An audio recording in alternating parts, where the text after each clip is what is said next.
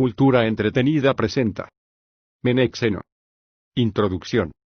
El menexeno es un epitafio o discurso fúnebre convencional, enmarcado en dos partes dialogadas que sirven de preámbulo y epílogo. El interlocutor de Sócrates es, en este caso, el joven Menexeno, perteneciente a una familia de cierta raigambre en la vida pública, que ha llegado a la edad de la efebía y está en posesión de los derechos que confiere la legislación ateniense.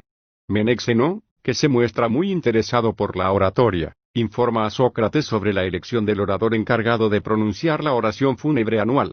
Sócrates, en un tono irónico y arrogante, y en un contexto que desvirtúa algunas de sus afirmaciones habituales, desmitifica ante el joven las tareas de los oradores e insiste, sobre todo, en la facilidad con que elaboran este tipo de discursos. Él mismo se ofrece a pronunciar uno muy concreto, el que ha aprendido de Aspasia, la famosa Heteragonia, compañera de Pericles, compuesto a base de la soldadura de partes improvisadas y restos de un anterior discurso que había escrito para aquel. A continuación, Sócrates comienza su peroración por el elogio de los muertos en el combate, continúa con la relación de los acontecimientos históricos más destacados hasta la paz de Antálcidas, y finaliza con la prosopopeya de los muertos que exhortan a sus descendientes a tenerlos presentes e imitarlos, y con una consolación a los padres, en que se recuerdan los desvelos del Estado para con ellos y para con los huérfanos de los desaparecidos. De todas las obras de Platón, el Menexeno es, en relación con su brevedad, la que más controversias ha suscitado. La vastísima exégesis crítica desencadenada desde el siglo XIX, que en ocasiones ha contribuido a acrecentar su carácter enigmático, da buena prueba de ello. La razón para tantas dificultades en la interpretación es que resulta difícil hallar, en una obrita tan corta, mayor número de errores por no decir falsedades, anacronismos y exageraciones.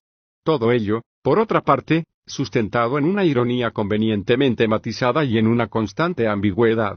Por lo demás, no faltan tampoco a lo largo del discurso las sugerencias de tipo moral y las disquisiciones políticas. En cuanto a los planteamientos filosóficos que cabría esperar, son más bien marginales, escasos y se encuentran supeditados a la particular significación del ámbito del discurso. El Menexeno continúa la antigua tradición del epitafio 2.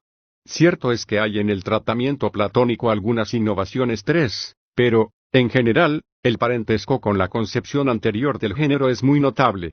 Su estructura es la habitual en los discursos fúnebres conservados, desde el de Pericles, Tucídides, y 35 ss, hasta el atributo a Demóstenes, LX, pasando por el quizás auténtico de Lisias, y el, con toda certeza, genuino de Hiperides, vi. En todos ellos encontramos el esquema característico. En primer lugar, el encomio de los héroes muertos o desaparecidos en el combate; en segundo lugar, la consolación a los vivos, padres y huérfanos de aquellos. A su vez, en la composición de la primera parte aparecen los temas usuales de la autoctonía del país, el elogio de la nobleza de crianza y educación, el catálogo de las leyendas, etc. A esto seguía la relación de hazañas, tanto en tierra como en el mar, comenzando siempre por la gesta de las guerras médicas. En cuanto a la segunda parte, la consolación a los padres y el tema de la solicitud del Estado por los huérfanos, son igualmente tópicos constantes. Además de la identidad temática, destacan también los paralelismos en los aspectos estilísticos, aunque Platón ha llevado a los últimos extremos el tratamiento de las figuras de retórica y de pensamiento 4. Por eso, está fuera de toda duda que, en este aspecto de la cuestión, la vinculación del Menexeno con el discurso fúnebre de Gorgias, modelo primerísimo para la elaboración de la prosa artística, es obligada. En el texto de Gorgias, Fraim 5a, d. k. comparece a 1, de k, a pesar de la brevedad del fragmento que conservamos, se encuentran ya recogidas la mayor parte de las figuras utilizadas por Platón. Tampoco son exclusivas del Menexeno las falsedades y exageraciones. Precisamente, Sócrates se refiere en el prólogo, con sutil ironía, a la extraordinaria habilidad de los oradores para, por así decirlo, apañar el discurso y hechizar con sus palabras al auditorio. La práctica consistía en aprovechar, ante todo, los datos que aportaba la tradición y en elaborar con ellos un encomio general, en el que las deformaciones de lo real, ocultamiento de lo adverso y negativo, exaltación de lo favorable y glorioso, conformasen el tono solemne y patriótico del discurso. más difícil resulta determinar qué motivos impulsaron a Platón a escribir este epitafio y con qué finalidad. Determinar, en suma, el sentido del discurso. El contenido del prólogo es, a este respecto, sumamente ilustrador. Ya la primera referencia a la temporalidad del quehacer filosófico y de la paideía está planteada en función de la ironía. Sabemos, con certeza, que tanto Platón como Sócrates proponían una actividad filosófica duradera en contra del pensamiento sofista, que hacía de la filosofía una mera etapa del saber, inferior en sus cometidos a la praxis política. Por tanto, la opinión aquí recogida no deja duda acerca de su carácter anecdótico, Menex. 234. Tampoco ofrece duda el carácter paródico de la descripción de las oraciones fúnebres que hace Sócrates. Ellas desdeñan la verdad, ejercen como una especie de encantamiento sobre el auditorio, ya predispuesto, a base de recursos de oratoria, encomian no solo a los muertos, sino también a los antepasados, al estado incluso, a los vivos. En fin, buena parte de esos discursos están ya elaborados de antemano. 234c, ss. También es preciso interpretar en el mismo sentido las referencias a Aspasia, o mejor a su método de soldadura para construir discursos, y a Conno, un músico mediocre, objeto, a menudo, de las burlas de los cómicos. Resulta difícil, en efecto, creer que Platón podía poner en situación de inferioridad, como se deduce del texto, al orador Antifonte y al músico Lampro, ambos de excelente reputación, en relación con los otros dos personajes. Pero, además, Sócrates no esconde sus propósitos acerca del discurso que se dispone a pronunciar. Menéxeno ha replicado a sus primeras palabras con un reproche a sus incesantes burlas de los oradores. A esto responde Sócrates que él mismo podría pronunciar una oración fúnebre sin emplear nada de su propia cosecha. Da a entender, de este modo, que no está en su ánimo pronunciar un discurso modelo, un epitafio que corrija los defectos o modifique los matices descuidados por otros epitafios. Parece claro que el discurso que seguirá solo puede entenderse como una brillante ilustración de la parodia que previamente se ha desarrollado en el prólogo, y, en realidad, su estructuración obedece a esa premisa, pues además de las distorsiones de la verdad y del tono de engañosa exaltación en que se encuadra el elogio, el uso de las figuras de estilo y de pensamiento siguen también el esquema convencional propio de las escuelas de la retórica. Mas si no cabe duda de que el énfasis está puesto en la ironía, tampoco puede pasarse por alto el patetismo y la gravedad de la segunda parte del discurso. Platón no renuncia aquí a los procedimientos deformantes de los oradores, pero introduce planteamientos y sugerencias de carácter moral que hacen pensar en que muy bien pudo verse inclinado a adoptar, al margen de la parodia, una actitud comprometida. Estaríamos entonces, aunque no parece probable, ante una dualidad de criterios para la elaboración de la obrita. En cualquier caso, son estos los extremos sobre los que gravita la crítica del Menéxeno, que se pregunta si, en definitiva, se trata de una obra seria o de una obra paródica, si el acento está puesto en la ironía o en las reflexiones que se deducen de la segunda parte del discurso, si ambos tratamientos, en fin, tienen acomodo a lo largo de la oración fúnebre propiamente dicha. Las menciones del Menéxeno en la antigüedad no son muy abundantes. Son escasos también los datos que aporta esta crítica, sobre todo, formal. El Menéxeno aparece valorado en relación con otras obras similares, siempre en función del arte de la retórica, y no se le analiza en su conjunto, como un todo homogéneo, sino separadamente, enjuiciando las partes en su opinión más destacadas y prescindiendo del diálogo, donde casualmente reside la clave de la ironía. De todas formas, Dionisio de Halicarnaso, aun sin ver en ello un deliberado propósito de Platón, ha estimado como anómalos y carentes de sentido algunos planteamientos de la primera parte del discurso, Demóstenes 24-27, lo que no es poco. Sí, como parece, el Menéxeno es una composición paródica. Por el contrario, Plutarco considera superficial y burlesco el prólogo, pero no así el discurso, Vida de Pericles 24-7.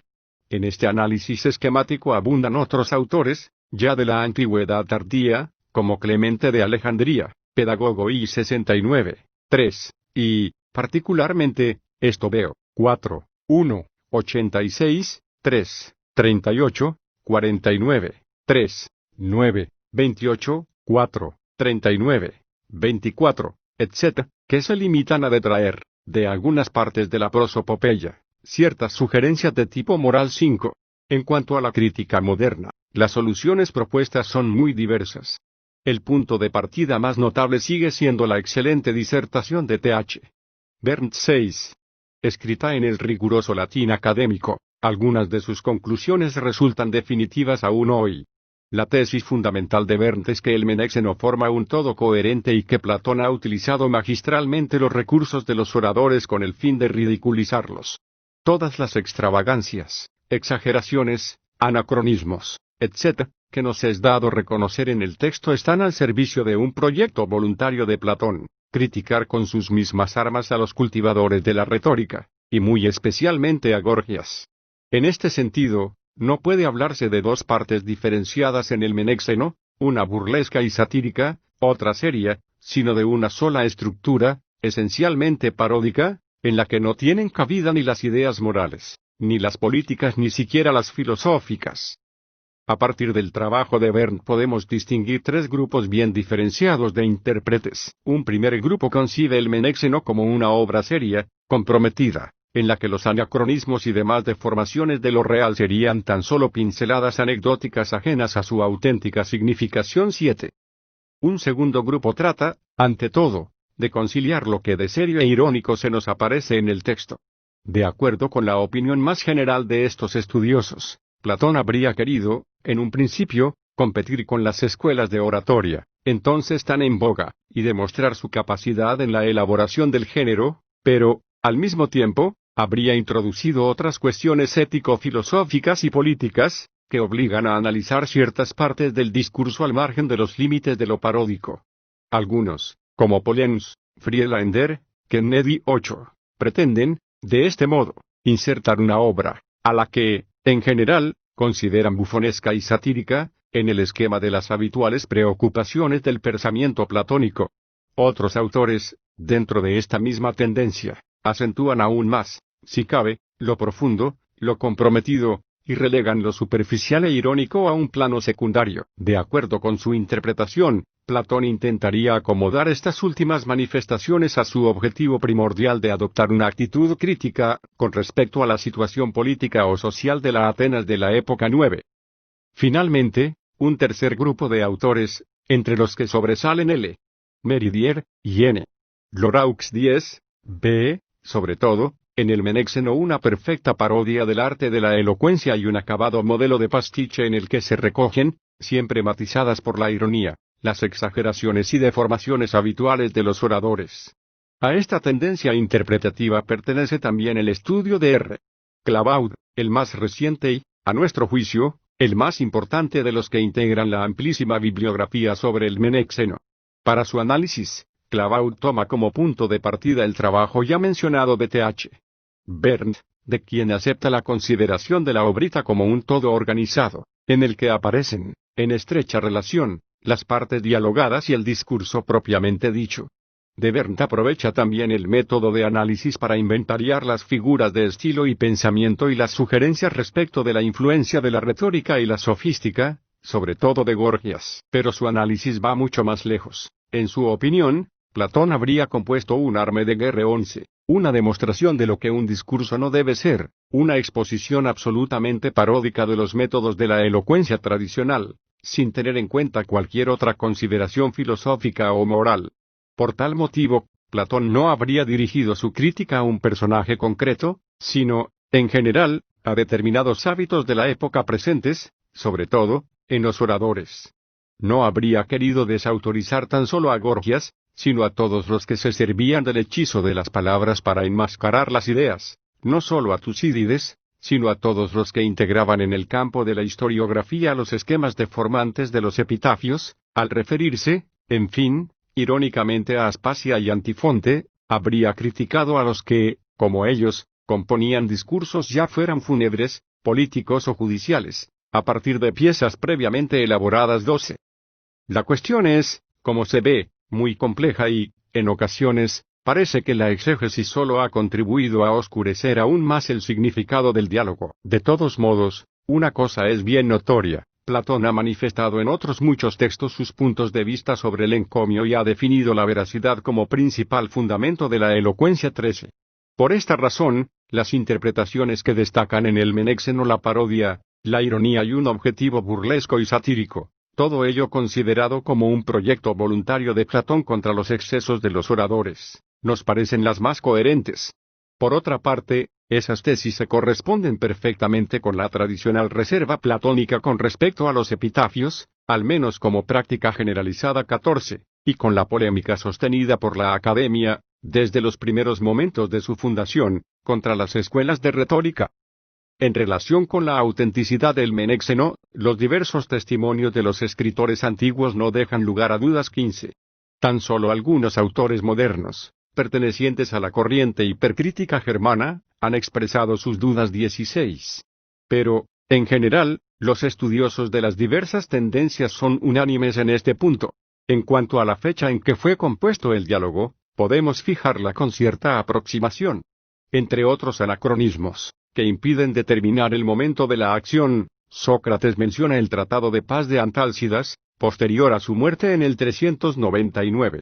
Ello indica que el Menéxeno no puede ser anterior al 387 a.C., ni tampoco muy posterior, si tenemos en cuenta que no se alude a ningún acontecimiento más tardío.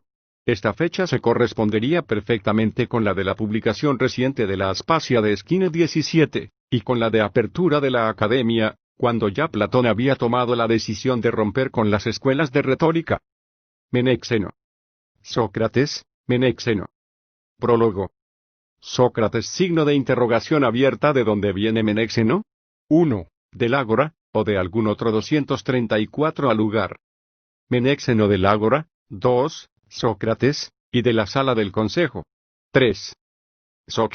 Signo de interrogación abierta. ¿Y qué asunto te llevó, precisamente, a la sala del consejo?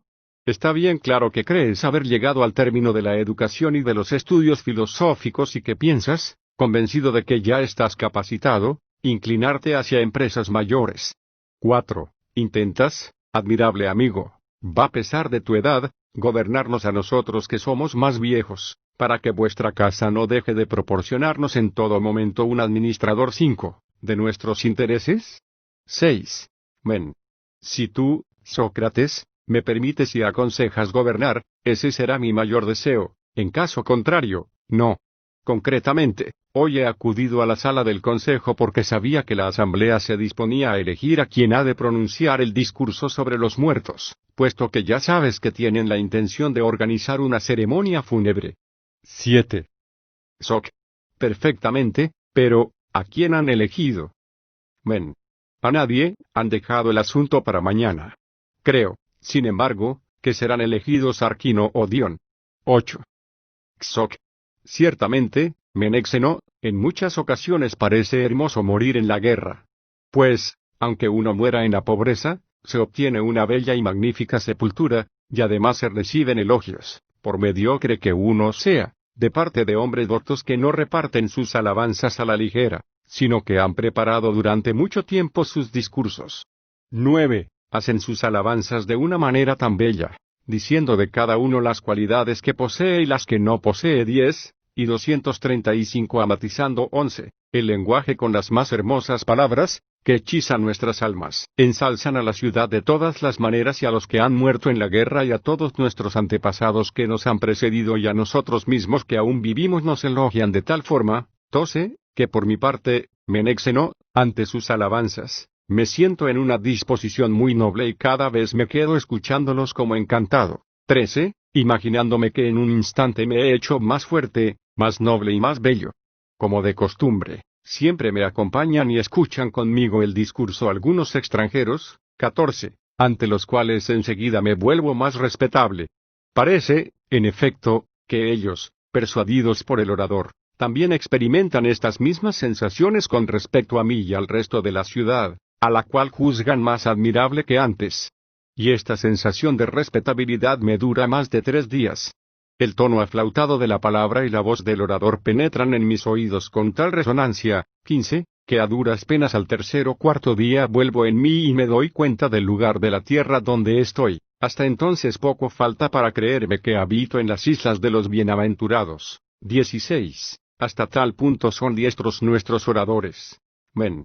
Tú siempre te estás riendo de los oradores, Sócrates.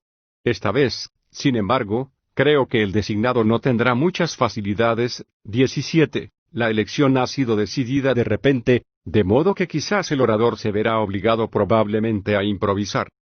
Soc. ¿Por qué, mi buen amigo? Cada uno de estos tiene discursos de preparados y, además, improvisar 18, sobre temas de esta clase no es difícil. Si fuera preciso hablar bien de los atenienses ante los peloponesios o de los peloponesios ante los atenienses, se necesitaría un buen orador que convenciera y se ganara la aprobación del auditorio. 19, pero cuando se compite ante aquellos a quienes se elogia, no cuesta mucho parecer que se habla bien. 20. Men. Signo de interrogación abierta. ¿Tú no lo crees, Sócrates? Soc. Desde luego que no, por Zeus. Men.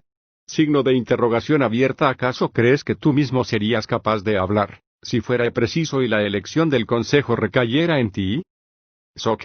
En efecto, Menéxeno, nada de extraño tiene que yo también sea capaz de hablar, pues casualmente tengo por maestra a una mujer muy experta en la retórica, que precisamente ha formado a muchos otros excelentes oradores y a uno en particular, que sobresale entre los de Grecia, Pericles, hijo de Jantipo. Men. Signo de interrogación abierta. ¿Quién es ella? Es evidente que te refieres a Aspasia, ¿no?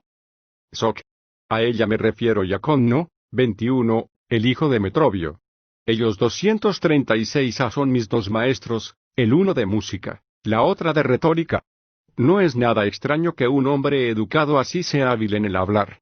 Pero, incluso, cualquiera que haya recibido una educación inferior a la mía, instruido en la música por Lampro 22, y en la retórica por Antifonte de Ramnuntio, 23, sería igualmente capaz, alabando a los atenienses ante los atenienses, de obtener renombre. Men. Signo de interrogación abierta. ¿Y qué podrías decir, si tuvieras que hablar? Soc. Tal vez nada de mi propia cosecha, pero ayer precisamente escuché a Aspasia que elaboraba una oración fúnebre completa sobre este mismo tema. Se había enterado de lo mismo que tú dices, de que los atenienses se disponían a elegir al orador. Entonces, de improviso, expuso ante mí una parte del discurso, según lo que era preciso decir, para la otra parte, que ya tenía pensada de antes, de cuando, según creo, compuso la oración fúnebre que pronunció Pericles, juntaba algunos restos de este discurso. 24. Men. Signo de interrogación abierta. ¿Y podrías recordar lo que decía Aspasia? Soc. Si no pudiera, me sentiría culpable. Lo aprendí de ella y poco faltó para que me golpeara porque me flaqueaba la memoria. C. Men. Signo de interrogación abierta. ¿Por qué, pues, no me lo expones? Soc. Pero que no vaya a enojarse conmigo mi preceptora, si divulgo su discurso. Men. No tengas cuidado, Sócrates, y habla. Mucho me complacerás, ya sea que quieras contarme el discurso de Aspasia, o de cualquier otro. Habla solamente. Soc. Pero tal vez te burles de mí, si, viejo como soy, te produzco la impresión de que aún jugueteo como un niño. Men. En absoluto, Sócrates, habla de todos modos. Soc. Pues bien, sin duda debo complacerte, hasta el punto de que incluso si me pidieras que me quitase el manto y danzara, casi te daría el gusto, puesto que estamos solos. Escucha, pues. Empezó hablando, según creo, de los muertos mismos y decía así. Discurso de Aspasia.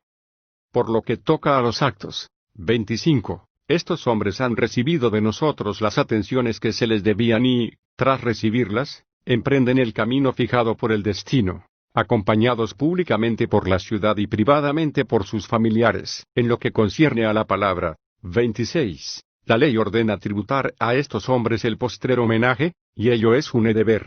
Porque con un discurso bellamente expuesto sobreviene el recuerdo de las acciones gloriosamente efectuadas y el homenaje para sus autores de parte de los que las escuchan. Se requiere, pues, un discurso tal que ensalce cumplidamente a los muertos y exhorte con benignidad a los vivos, recomendando a los descendientes y hermanos que imiten la virtud de estos hombres, y dando ánimos a los padres, las madres, y a los ascendientes más lejanos que aún queden, que 237 a discurso se nos revelaría como tal. Elogio de los muertos. ¿Por dónde daríamos comienzo correctamente al elogio de unos hombres valientes, que en vida alegraban a los suyos con su virtud y que han aceptado la muerte a cambio de la salvación de los vivos? Creo que es preciso hacer su elogio según el orden natural en que han sido valientes. Valientes lo fueron por haber nacido de valientes. Elogiemos, pues, en primer lugar, su nobleza de nacimiento y, en segundo lugar, su crianza y educación. Después de esto, mostremos cuán bella y digna de ellas fue la ejecución de sus acciones. Primer fundamento de su noble linaje es la procedencia de sus antepasados, que no era foránea ni hacía de sus descendientes unos metecos en el país al que habían venido desde otro lugar, sino que eran autóctonos 27, y habitaban y vivían realmente en una patria, criados no como los otros por una madrastra, sino por la tierra madre en la que habitaban, y ahora, después de muertos, yacen en los lugares familiares de la que los dio a luz, los crió y los acogió. Por tanto, lo más justo es tributar, en primer lugar, un homenaje a la madre misma, porque de esta forma resulta enaltecida, además, su nobleza de nacimiento. Nuestro país es digno de ser alabado por todos los hombres y no solo por nosotros, por muchas y diversas razones, la primera y principal porque resulta ser amado de los dioses. Da fe de esta opinión nuestra la disputa y el juicio de los dioses que por él rivalizaron entre sí. 28. Si los dioses lo han elogiado, como no va a ser justo que lo elogien todos los hombres, se le debería en justicia otro elogio. Que en aquel tiempo en que toda la tierra producía y hacía crecer animales de toda especie, salvajes y domésticos, entonces la nuestra se mostró estéril y limpia de bestias salvajes y de entre los seres vivos escogió para sí y procreó al hombre, el cual sobresale entre los demás seres por su inteligencia y es el único en reconocer una justicia y unos dioses. Una prueba importante de mi argumento de que esta tierra engendró a nuestros antepasados y a los de estos hombres es que todo ser vivo procreador tiene el alimento apropiado para su cría, y en esto se distingue claramente la mujer que realmente es madre de la que no lo es, pero lo finge, si no lleva consigo las fuentes del alimento para el recién nacido. Pues bien, nuestra tierra y, al propio tiempo, madre nos da una prueba convincente de que ha engendrado hombres. Solo ella en aquel tiempo produjo, la primera, un alimento idóneo para el hombre, el fruto del 238 a trigo y la cebada, con el cual se alimenta el género humano de la manera mejor y más bella, por haber engendrado en realidad ella misma este ser.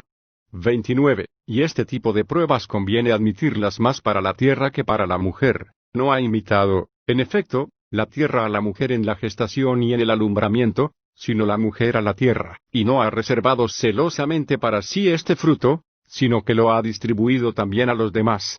Después de esto, ha suscitado para sus hijos el nacimiento del aceite, auxilio contra las fatigas. Y después de haberlos criado y haberlos hecho crecer hasta la juventud, ha introducido como sus gobernantes y educadores a los dioses, cuyos nombres que ya conocemos, conviene omitir en una ocasión como esta.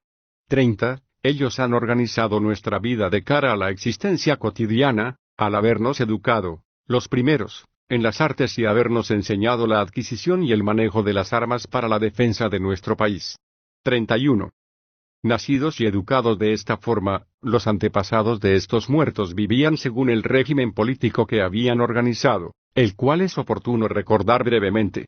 Porque un régimen político es alimento de los hombres buenos, si es bueno, y de los malos, si es lo contrario. 32. Es necesario, por tanto, demostrar que nuestros padres han sido criados bajo una buena forma de gobierno, merced a la cual también ellos fueron virtuosos como lo son los hombres de hoy, entre los cuales se hallan estos muertos aquí presentes, pues estaba vigente entonces, como ahora, el mismo sistema político, el gobierno de los mejores, que actualmente nos rige y que desde aquella época se ha mantenido la mayor parte del tiempo. Unos lo llaman gobierno del pueblo, otros le dan otro nombre, según les place, pero es, en realidad, un gobierno de selección con la aprobación de la mayoría. Porque reyes siempre tenemos, 33, unas veces lo son por su linaje, otras veces por elección. Pero el poder de la ciudad corresponde en su mayor parte a la mayoría, que concede las magistraturas y la autoridad a quienes parecen ser en cada caso los mejores. Y nadie es excluido por su endeblez física, por ser pobre o de padres desconocidos. 34. ni tampoco recibe honra por los atributos contrarios, como en otras ciudades. Solo existe una norma: el que ha parecido sensato u honesto ostenta la autoridad y los cargos. La causa de este sistema político nuestro es la igualdad de nacimiento. Porque otras ciudades están integradas por hombres de toda condición y de procedencia desigual, de suerte que son también desiguales sus formas de gobierno, tiranías y oligarquías. En ellas viven unos pocos considerando a los demás como esclavos y la mayor parte teniendo a estos por amos. Nosotros, en cambio, y nuestros hermanos, nacidos todos 239 a de una sola madre, no nos consideramos esclavos ni amos los unos de los otros, sino que la igualdad de nacimiento según naturaleza nos obliga a buscar una igualdad política de acuerdo con la ley y a no hacernos concesiones los unos a los otros por ningún otro motivo que por la estimación de la virtud y de la sensatez. De aquí que, criados en plena libertad 35, los padres de estos muertos, que son también los nuestros, y estos muertos mismos, de noble cuna, además hayan mostrado a todos los hombres muchas acciones bellas, privada y públicamente, convencidos de que era preciso combatir por la libertad contra los griegos en favor de los griegos y contra los bárbaros en favor de todos los griegos. Como rechazaron a Eumolpo y a las Amazonas 36, y a otros aún antes que a ellos, que habían invadido el país, y como defendieron a los argivos contra los calmeos y a los heráclidas contra los argivos, 37, el tiempo es corto para contarlo dignamente. Además, los poetas ya lo han dado a conocer a todos, celebrando en sus cantos magníficamente su virtud. Si, por tanto, nosotros intentáramos celebrar las mismas hazañas en prosa, quizá pareceríamos inferiores. Que por estas razones creo que debo pasar por alto estas gestas, pues ya tienen también su estimación. En cambio, creo que debo recordar aquellas otras, de las cuales ningún poeta ha obtenido una fama digna de temas tan dignos y que aún están en el olvido, haciendo su elogio y facilitando a otros el camino para que las introduzcan en sus cantos y en otros tipos de poesía de una manera digna de los que las han llevado a cabo. De las hazañas a que me refiero, he aquí las primeras: a los persas, que eran dueños de Asia y se disponían a someter a Europa, los detuvieron los hijos de esta tierra, nuestros padres, a quienes es justo y necesario que recordemos en primer lugar para enaltecer su valor. Si se quiere hacer un buen elogio, es preciso observar ese valor trasladándose por la palabra a aquella época, en que toda Asia estaba sometida, ya por tercera vez, a un rey. El primero de ellos, Ciro, tras conceder la libertad a los persas, sometió con la misma soberbia a sus propios conciudadanos y a los medos, sus señores, y puso bajo su mando el resto de Asia hasta Egipto. 38, su hijo puso bajo el suyo Egipto y Libia, hasta donde le fue posible penetrar. 39. El tercero, Darío, fijó por tierra los límites de su imperio hasta los escitas. Dominaba con sus naves el mar y las islas, 240 de modo que nadie se atrevía a enfrentarse con él. 40, y las opiniones de todos los hombres se hallaban sometidas a esclavitud, tan numerosos y grandes y belicosos eran los pueblos que el poderío persa había subyugado. Entonces, Darío, tras habernos acusado a nosotros y a los eretrios de conspirar contra Sardes, 41, envió con ese pretexto 500.000 hombres en barcos de transporte y de guerra y 300 naves al mando de Datis, con la orden de que regresara conduciendo a los eretrios y a los atenienses, si quería conservar su cabeza.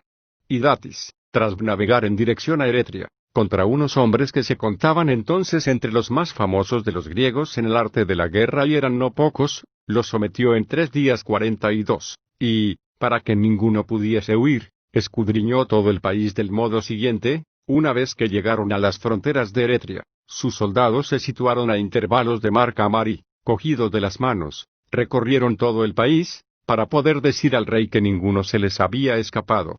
43, con el mismo propósito, desde Eretria desembarcaron en Maratón, creyendo que les era fácil conducir también a los atenienses, después de haberlos sometido al mismo yugo que a los de Eretria. De estas acciones, unas habían sido ya efectuadas y las otras estaban a punto de llevarse a cabo, pero ninguno de los griegos prestó ayuda a los de Eretria. 44, ni a los atenienses, excepto los lacedemonios, pero estos llegaron al día siguiente de la batalla. 45, todos los demás, aterrorizados, se mantenían inactivos, dichosos de su seguridad presente. Trasladándose a aquel momento, se comprendería que valientes fueron los que recibieron en Maratón el asalto de los bárbaros, castigaron el orgullo de toda Asia y erigieron, los primeros, un trofeo sobre los bárbaros, convirtiéndose en caudillos y enseñando a los demás que el poderío persa no era invencible, y que toda multitud como toda riqueza ceden al valor. Yo afirmo, pues, que aquellos hombres fueron los padres no solo de nuestras personas, sino también de nuestra libertad y de la de todos los pueblos que habitan en este continente. Con sus ojos puestos en aquella empresa, los griegos tuvieron la audacia de arriesgarse en posteriores guerras por su salvación, convirtiéndose en discípulos de los hombres de Maratón. Nuestro discurso, pues, debe otorgar la primera distinción a aquellos 241 hombres. La segunda, a los que combatieron en las batallas navales de Salamina y Artemisión 46, y resultaron vencedores. Porque de estos hombres también se podrían contar muchas hazañas, qué asaltos sostuvieron por tierra y por mar y cómo los rechazaron. Pero lo que, también de ellos, me parece más glorioso, lo recordaré diciendo que coronaron la obra comenzada por los de Maratón. Porque los de Maratón solo habían demostrado a los griegos que por tierra era posible rechazar a un gran número de bárbaros con pocos hombres, pero con naves aún era dudoso y los persas tenían fama de ser invencibles en el mar por número, riqueza, habilidad y fuerza. Esto, precisamente, merece ser alabado de los hombres que entonces combatieron por mar, que disiparon el temor que poseía a los griegos y pusieron término al miedo que les inspiraba la multitud de naves y de hombres. Resultó, pues, que por obra de unos y otros, los que combatieron en Maratón y los que participaron en la batalla naval de Salamina, fueron educados los demás griegos que, gracias a los que combatieron por tierra y por mar, aprendieron y se acostumbraron a no temer a los bárbaros. Menciono en tercer lugar, tanto por el número como por el valor, la gesta que, por la salvación de Grecia, tuvo lugar en Platea, 47, tarea común en esta ocasión a lacedemonios y atenienses. 48. Todos ellos rechazaron la amenaza más grande y temible, y por su valor ahora nosotros hacernos su elogio y en el futuro nuestros descendientes. Pero después de estos sucesos, muchas ciudades griegas estaban aún al lado de los bárbaros, y se anunciaba que el rey en persona tenía intención de atacar de nuevo a los griegos. Es, pues, justo que recordemos también a aquellos que culminaron la empresa salvadora de sus predecesores, limpiando el mar y expulsando de él a todos los bárbaros. Fueron estos los que combatieron con las naves en el Eurimedonte, 49, los que participaron en la campaña contra Chipre 50, y los que hicieron la expedición a Egipto 51, y a otros muchos países.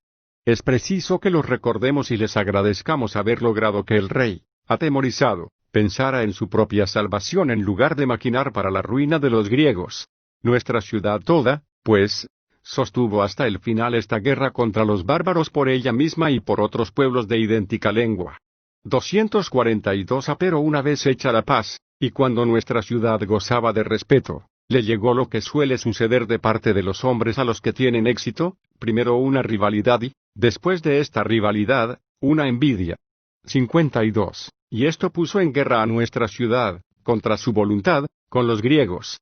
Después de esto, iniciada la guerra, vinieron a las manos con los lacedemonios en Tanagra, combatiendo por la libertad de los beocios. La batalla tuvo un resultado incierto, 53, pero la acción que le sucedió fue decisiva. Porque el enemigo se retiró y partió abandonando a los que socorrían, mientras los nuestros, vencedores en Enofito, 54, al cabo de 3 días hicieron volver con justicia a los injustamente desterrados. Estos hombres fueron los primeros, después de las guerras médicas, que ayudaron a unos griegos contra otros griegos en defensa de la libertad. Se comportaron como valientes y, después de haber liberado a los que socorrían, fueron sepultados los primeros en este monumento con la veneración de la ciudad. Después de estos acontecimientos, la guerra se generalizó y todos los griegos hicieron una expedición contra nosotros, 55, devastando el país y pagando de un modo indigno la gratitud debida a nuestra ciudad. Los nuestros, después de haberlos vencido en una batalla naval y de haber capturado a sus jefes, los lacedemonios, en Esfagia, 56, aunque les era posible darles muerte, les perdonaron la vida, los devolvieron 57, e hicieron la paz, pensando que contra los pueblos de la misma estirpe es preciso combatir hasta la victoria, y no destruir la comunidad de los griegos por el resentimiento particular de una ciudad, y contra los bárbaros hasta la destrucción. Son, por tanto, dignos de elogio estos hombres que reposan aquí después de haber hecho esta guerra, porque a quienes sostenían que en la anterior guerra contra los bárbaros otros habían sido superiores a los atenienses, les demostraron que no estaban en lo cierto. Demostraron entonces, al superar a la Grecia sublevada en la guerra y al capturar a los caudillos de los demás griegos, que podían vencer con sus propias fuerzas a aquellos con los que un día habían vencido a los bárbaros en común. Después de esta paz, sobrevino una tercera guerra inesperada y terrible, en la cual perecieron muchos valientes que reposan aquí. Muchos murieron en la región de Sicilia, después de haber erigido numerosos 243 atrofeos por la libertad de los leontinos, 58, en cuya ayuda habían acudido, en cumplimiento de los pactos, 59, navegando hacia aquellos lugares. Pero como, a causa de la longitud de la travesía, la ciudad se hallaba en dificultades y no podía auxiliarlos, 60, renunciaron a esta guerra y sufrieron reveses. Sus enemigos, incluso después de haber combatido contra ellos, tienen para su sensatez y valor más elogios que para los otros sus propios amigos. Muchos murieron también en las batallas navales del Helesponto, tras haber apresado en una sola jornada todas las naves enemigas y haber vencido a muchas otras. 61. Cuando digo que la guerra fue terrible e inesperada, me refiero a que los demás griegos llegaron a un grado tal de celos contra nuestra ciudad, que se atrevieron a negociar con su peor enemigo, el rey. 62. A aquel a quien habían expulsado en común con nosotros, de nuevo lo hacían venir por su iniciativa, un bárbaro contra los griegos, y reunían contra nuestra ciudad a todos los griegos y los bárbaros. Aquí, ciertamente, se manifestó también la fuerza y el valor de la ciudad. Pues cuando creían que ya estaba vencida y sus naves bloqueadas en Mitilene, enviaron una ayuda de 60 naves, en las que embarcaron los mismos ciudadanos y, mostrándose como hombres valerosísimos, según la unánime opinión, vencieron a los enemigos y liberaron a los amigos, 63, pero, víctimas de una suerte inmerecida, sin que pudieran ser recogidos del mar, reposan de aquí. 64. Debemos recordarlos y elogiarlos siempre. Pues gracias a su valor ganamos no solo aquella batalla naval, sino además el resto de la guerra. Gracias a ellos, la ciudad ha adquirido la fama de que jamás sería sojuzgada en la guerra, ni siquiera por todos los hombres, reputación cierta, pues hemos sido derrotados por nuestras propias disensiones y no por los demás. Aún hoy no hemos sido vencidos por aquellos enemigos, sino que nosotros mismos nos hemos vencido y derrotado. Después de estos acontecimientos, una vez que se restableció la calma y se hizo la paz con los otros, la guerra civil se desarrolló entre nosotros de tal forma que, si el destino determinara a los hombres a tener disensiones, nadie desearía que su propia ciudad sufriera de otro modo este mal. Con qué buena disposición y familiaridad se entremezclaron los ciudadanos entre sí, tanto del Pireo como de la ciudad y, contra toda esperanza, con los demás griegos. Con qué comedimiento 244 apusieron fin a la guerra con los de Eleusis.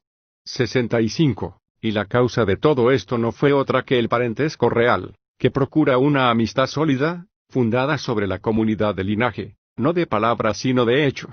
Es preciso también recordar a aquellos que en esta guerra perecieron, víctimas unos de otros, y reconciliarlos en la medida en que nos sea posible, con plegarias y sacrificios, en ceremonias como esta, invocando a los que son sus dueños. 66, puesto que también nosotros estamos reconciliados. Pues no llegaron a las manos, unos contra otros, por maldad ni por odio, sino por un azar adverso. Nosotros mismos, los que vivimos, somos testigos de ello, siendo de su mismo linaje, nos perdonamos mutuamente lo que hemos hecho y lo que hemos sufrido. Después de esto, restablecida por completo la paz entre nosotros, la ciudad se mantenía tranquila, perdonando a los bárbaros que se tomaran cumplida venganza del mal que ella les había hecho, e indignada con los griegos al recordar cómo habían pagado los beneficios que ella les dispensó, uniéndose a los bárbaros, destruyendo las naves que en otro tiempo fueron su salvación y abatiendo las murallas, a cambio de las cuales nosotros habíamos impedido que las suyas cayeran. 67. Resuelta a no defender más a los griegos en caso de ser esclavizados los unos por los otros o por los bárbaros, así transcurría la vida de la ciudad. Mientras estábamos en esta disposición, los lacedemonios creyeron que nosotros, salvadores de la libertad, estábamos abatidos y que era asunto suyo reducir a los demás a la esclavitud, y lo llevaban a la práctica. 68. Pero, ¿qué necesidad hay de extendernos? Los acontecimientos que podría contar después de estos, no son de un tiempo lejano ni de hombres de otra generación. 69. Nosotros mismos sabemos cómo recurrieron a nuestra ciudad, despavoridos, los primeros de los griegos, los argivos, los beocios y los corintios, y cómo, lo más extraordinario de todo, incluso el rey llegó a un grado tal de dificultad que, al cambiarse para él las tornas, de ninguna otra parte podía llegarle la salvación sino de esta ciudad que con tanto ardor había querido destruir. Ciertamente, si alguien quisiera hacer a nuestra ciudad un reproche justo, solo uno podría hacérsele con legitimidad, que siempre es compasiva en exceso y se cuida del más débil. 70. En efecto, en aquel tiempo no fue capaz de mostrarse firme y mantener la decisión que había tomado de no ayudar contra la esclavitud a ninguno de aquellos 245 a que la habían tratado injustamente, sino que se dejó doblegar y los socorrió, tras prestar ayuda ella misma a los griegos, los liberó de la esclavitud. 71. De modo que fueron libres hasta que de nuevo ellos mismos se hicieron esclavos. 72. Al rey no se atrevió a socorrerlo por respeto a los trofeos de Maratón, Salamina y Platea, pero al permitir que solo los exiliados y voluntarios acudiesen en su ayuda, lo salvó, según opinión unánime. 73. Y después de haberse reedificado las murallas y haberse construido una flota, aceptó la guerra una vez que se vio forzada, y combatió a los lacedemonios en favor de los de Paros. 74. Pero el rey, temeroso de la ciudad, cuando vio que los lacedemonios renunciaban a la guerra por mar, quería abandonarnos y reclamaba a los griegos del continente, que anteriormente los lacedemonios le habían entregado. 75. Si había de seguir combatiendo con nosotros y los demás aliados, creyendo que no acudiríamos y que esto le serviría de pretexto a su defección. En cuanto a los otros aliados, se engañó, los corintios, los argivos, los beocios y el resto de los aliados consintieron en entregar a los griegos del continente, lo aceptaron por escrito y lo firmaron, si estaba dispuesto a darle dinero. Solo nosotros no osamos ni entregárselos ni prestar juramento. Así es en verdad de segura y sana la generosidad y la independencia de nuestra ciudad, hostil por naturaleza al bárbaro, porque somos griegos puros y sin mezcla de bárbaros. 76. Pues no habitan con nosotros ni Pelops ni Calmos ni Egiptos o Dánaos, ni tantos otros que son bárbaros por naturaleza y griegos por la ley, sino que habitamos nosotros mismos, griegos y no semibárbaros, de donde el odio puro a la gente extranjera de que está imbuida nuestra ciudad. A pesar de eso, fuimos dejados solos una vez más por no querer perpetrar un acto vergonzoso y sacrílego entregando unos griegos a los bárbaros. 77. Llegados, pues, a la misma situación que ya anteriormente había causado nuestra derrota, con la ayuda de los dioses terminamos la guerra mejor que antes, porque desistimos de las hostilidades conservando las naves, las murallas y nuestras propias colonias. 78. De tal manera que también los enemigos las finalizaron con agrado. Sin embargo, también perdimos hombres valientes en esta guerra, víctimas de las dificultades del terreno en Corinto y de la traición en Lequeón. 79. También 246 fueron valerosos los que libraron al rey y expulsaron del mar a los lacedemonios. Yo os los traigo a la memoria. A vosotros corresponde juntar vuestras alabanzas a las mías y glorificar a tales héroes. Exhortación a los vivos. Estas son, pues, las obras de los hombres que reposan aquí y de los otros que han muerto en defensa de la ciudad, numerosas y bellas las que he expuesto, pero más numerosas aún y más bellas las que omito. Muchos días y noches no bastarían al que tuviera la idea de enumerarlas todas. Es preciso, por tanto, que, al recordarlas, cada uno recomiende a los descendientes de estos héroes que, como en la guerra, no deserten del puesto de sus antepasados ni retrocedan cediendo a la cobardía. Yo mismo, pues, hijos de valientes, os lo recomiendo ahora, y en el futuro, cuando encuentre a alguno de vosotros, también se lo recordaré, y os exhortaré a desear vivamente ser lo más valerosos posible. En esta ocasión es justo que mencione lo que los padres nos encargaban comunicar a los que en cada ocasión dejarían, si les pasaba algo, cuando se disponían a afrontar un peligro.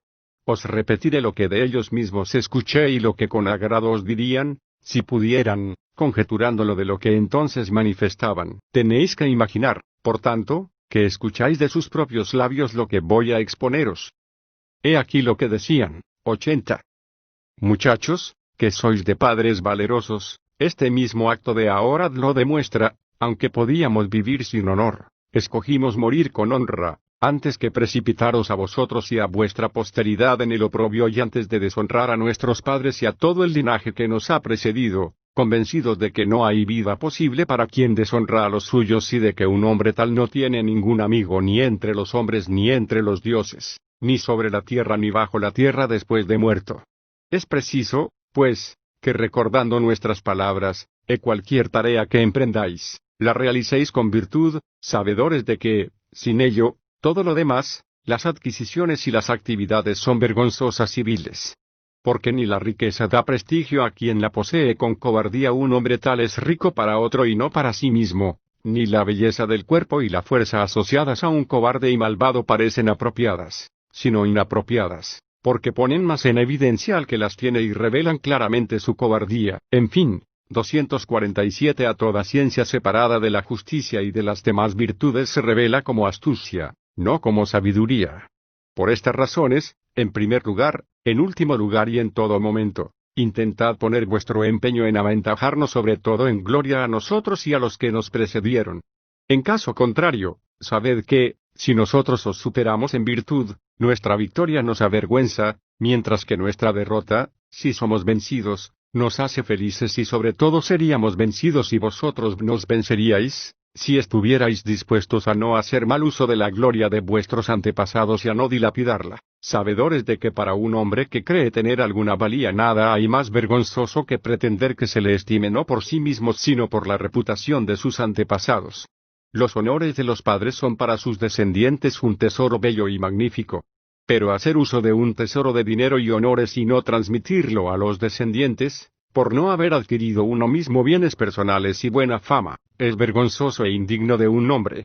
Sé si ponéis en práctica estos consejos, vendréis a nosotros como amigos a casa de amigos, cuando os traiga aquí la suerte que os esté reservada. Pero si los descuidáis y os mostráis cobardes, nadie os acogerá de buen grado. Que se diga esto a nuestros hijos.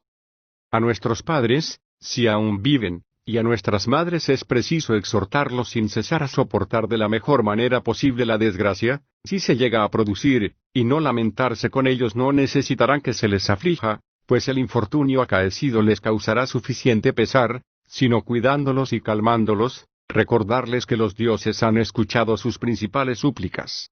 Porque no habían pedido tener hijos inmortales sino valientes y famosos. 81, y esos bienes, que se cuentan entre los más grandes, los han obtenido. Y no es fácil para un mortal que, en el curso de su existencia, todo suceda según desee.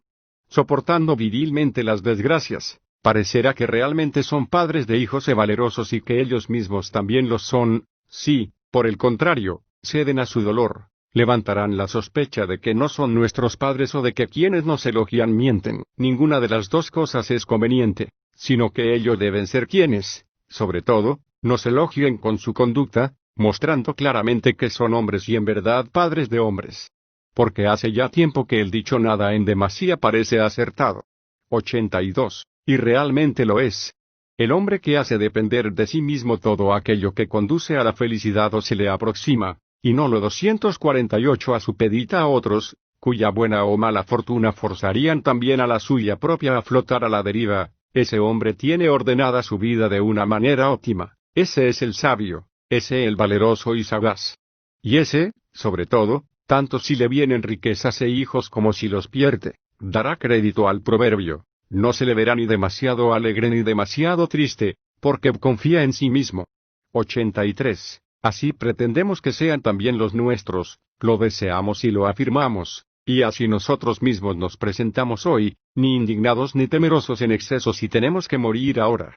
Pedimos, pues, a nuestros padres y a nuestras madres que, sirviéndose de esta misma disposición, pasen el resto de su vida y que sepan que no nos alegrarán más con quejas y lamentos, sino que si los muertos tienen alguna sensación de los vivos, De ningún otro modo nos podrían disgustar más que haciéndose daño y dejándose abrumar por las desgracias, mientras que muchos nos alegrarían si las soportaran con ligereza y mesura, porque nuestra vida tendrá el fin más bello que exista para los hombres, de suerte que conviene celebrarla más que lamentarla. Y en cuanto a nuestras mujeres y nuestros hijos, si se cuidan de ellos, si los mantienen y aplican a ellos su mente, tal vez olviden mejor su infortunio y lleven una vida más bella, más recta y más agradable a nosotros. Es suficiente con que comuniquéis esto, de nuestra parte, a nuestros parientes.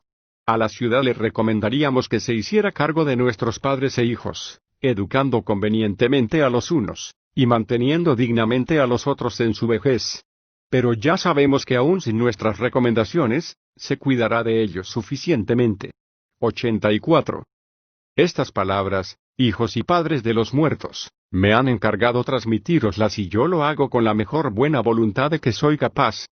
Por mi parte pido, en nombre de ellos, a los hijos que imiten a sus padres y a los otros que tengan confianza sobre su propia suerte, convencidos de que privada y públicamente os mantendremos en la vejez y de que cada uno de nosotros, cada vez que encuentre en cualquier lugar a algún pariente de los muertos, le prestará su ayuda. En cuanto a la ciudad, vosotros mismos, sin duda, conocéis su solicitud, después de haber establecido leyes a favor de los hijos y de los padres de los muertos en 249 a la guerra, cuida de ellos y tiene ordenado a la máxima magistratura vigilar que los padres y las madres de los muertos, más que el resto de los ciudadanos, no sean víctimas de la injusticia. A los hijos la ciudad misma contribuye a educarlos, deseosa de que su orfandad les pase inadvertida. Asume ante ellos las funciones de padre mientras aún son niños y, cuando llegan a la edad adulta, los envía en posesión de sus bienes, después de haberlos revestido de una armadura completa. Ella les enseña y les recuerda las hazañas de sus padres, dándoles los órganos del valor paterno y al mismo tiempo, a modo de buen augurio, el permiso para entrar por vez primera al hogar paterno para gobernarlo con fortaleza, revestidos de sus armas. A los muertos mismos no deja de honrarlos, cada año celebra en común para todos las ceremonias que es costumbre celebrar para cada uno en privado. Además de esto, establece certámenes gimnásticos e hípicos y concursos musicales de todo tipo. 85. En una palabra, respecto a los muertos ocupa el lugar de heredero y de hijo, que respecto a los hijos, el de padre, y respecto a los padres de estos, el de tutor, dedicando todo su cuidado en todo momento a todos. Con estas reflexiones, ¿debéis sobrellevar con más tranquilidad vuestra desgracia? Así seríais más queridos para los muertos y para los vivos y os sería más fácil dar atenciones y recibirlas. Y ahora que ya vosotros y los demás todos habéis llorado a los muertos según la ley, retiraos. 86. Epílogo. Ahí tienes, Menexeno, el discurso de Aspasia de Mileto. Men. Por Zeus, Sócrates, dichosa es, según dices, Aspasia si es capaz, siendo mujer, de componer semejantes discursos. Soc. Bien, si no me crees, acompáñame y la podrás oír hablar en persona. Men. Muchas veces, Sócrates, me he encontrado con Aspasia y sé lo que vale. Soc. Signo de interrogación abierta. ¿Cómo?